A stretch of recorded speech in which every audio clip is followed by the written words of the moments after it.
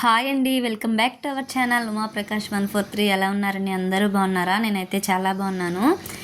మీరందరూ కూడా బాగుండాలని మనస్ఫూర్తిగా కోరుకుంటున్నాను. ఈరోజు వీడియో వచ్చేసి చేపల పులుసు అండి. గులివిందలు, సముద్రపు చేపలు అనమాట. గులివిందల పులుసు. నేను ఫస్ట్ అయితే గులివిందలు శుభ్రంగా క్లీన్ చేసి పక్కన పెట్టుకున్నానండి. ఇంకా పసుపు ఉప్పు కూడా వేసి పక్కన పెట్టాను. తర్వాత వండేటప్పుడు అప్పుడు క్లీన్ చేసి వేద్దామని.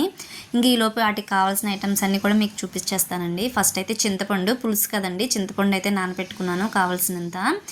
ఇంక ఇప్పుడైతే ఒక 3 ఉల్లిపాయలు అయితే తీసుకున్నానండి. మనకి పులుసు చిక్కదనాన్ని బట్టి మన గ్రేవీ ఎలా ఉండాలో చూసుకొని ఆనియన్స్ ఎక్కువే తక్కువ వేసుకోవచ్చు.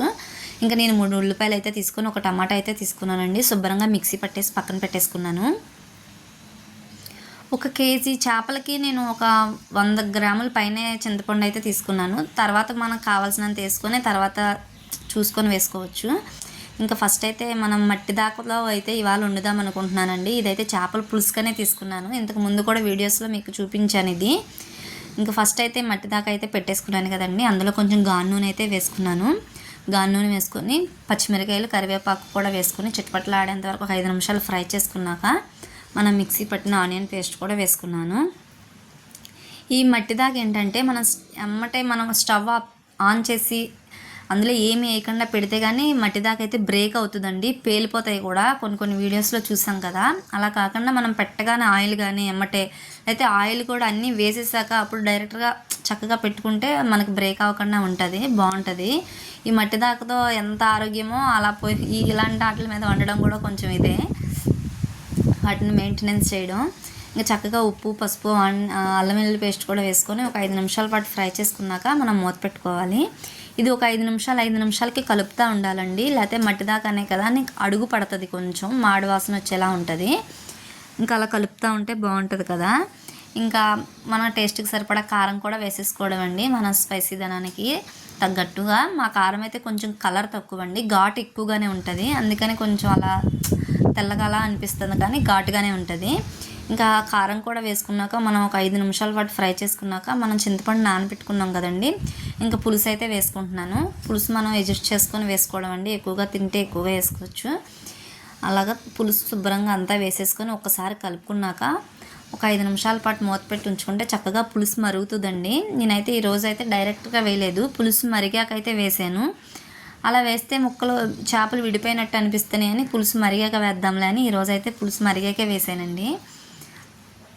చేపలు గరిటతో కలిపితే తొందరగా విడిపోతాయి కదండి, అందుకని. ఇంకా ఉప్పు పసుపు వేసి చక్కగా క్లీన్ చేసి పక్కన పెట్టేసుకున్నాం కదా, అవి కూడా ఇప్పుడు మరుగుతున్న దాంట్లో వేసుకోవచ్చండి. వేసేసుకొని శుభ్రంగా ఒక 5 నిమిషాల పాటు బాగా ఉడికాక హై ఫ్లేమ్లో బాగా ఒక 5 నిమిషాలు ఉడికాక అప్పుడు మనం లో ఫ్లేమ్లో పెట్టుకుంటే బాగుంటుంది చేపలు. ఇంకా మొత్తానికి కూడా మనం హై ఫ్లేమ్లో పెట్టామంటే చక్కగా పప్పుచారు అయిపోతాయండి, అవి విడిపోతాయి శుభ్రంగా కూడా. చేపల పులుసు అయితే చాలా బాగున్నాయండి. గులివిందలు చూడడానికి కూడా చాలా ముచ్చటగా ఉంటాయండి. ఇవి పింక్ కలర్లో చక్కగా అవి వేసాం కదండి. ఒక 5 నిమిషాలు మూత పెట్టుకున్నాక చక్కగా మరిగింది కదండి. ఇప్పుడు మనం సిమ్లో పెట్టుకుంటే బాగుంటుంది. కొంచెం దగ్గర అయ్యేంత వరకు ఒక 5 నిమిషాల పాటు సిమ్లో పెట్టుకున్నాక అప్పుడు మనకి ఇంకా పలుచగా అనిపిస్తే అప్పుడు మనం ఆయిల్లో పెట్టుకోవచ్చు. దించే ముందు ఈరోజు మా కర్రీ వచ్చేసి గులివిందల పులుసు అనమాట. ఫస్ట్ అందరికీ చిన్న రిక్వెస్ట్ అండి, నా వీడియోని నా ఛానల్ని ఎవరైనా సబ్స్క్రైబ్ చేసుకోకపోతే సబ్స్క్రైబ్ అయితే చేసుకోండి. లైక్ చేయండి, షేర్ చేయండి, కామెంట్ కూడా చేయండి. మీరు ఇచ్చే ఒక్క లైక్ వల్ల చాలా సపోర్ట్గా ఉంటుందండి. ఇంకా మంచి వీడియోలు పెట్టాలనే ఇంట్రెస్ట్గా ఉంటుంది. బెల్ ఐకాన్ని క్లిక్ చేసి పెట్టుకుంటే నా వీడియోస్ మీ దాకా వస్తాయండి నేను అప్లోడ్ చేయగానే. ఇంకా మనకి చేపల పులుసు అయితే చక్కగా ఉడికిపోయింది కదండి. ఇంకా లాస్ట్లో కూడా మనం ఫస్ట్లో అయితే నేను కొంచెం కొత్తిమీర వేసాను కదండి. ఇప్పుడు లాస్ట్లో స్టవ్ ఆఫ్ చేసేటప్పుడు కూడా కొంచెం కొత్తిమీర వేసుకోవడం అండి. ఇదండి చేపల పులుసు అయితే. నా వీడియో నచ్చితే సబ్స్క్రైబ్ చేసుకోవడం మట్టుకు మర్చిపోకండి.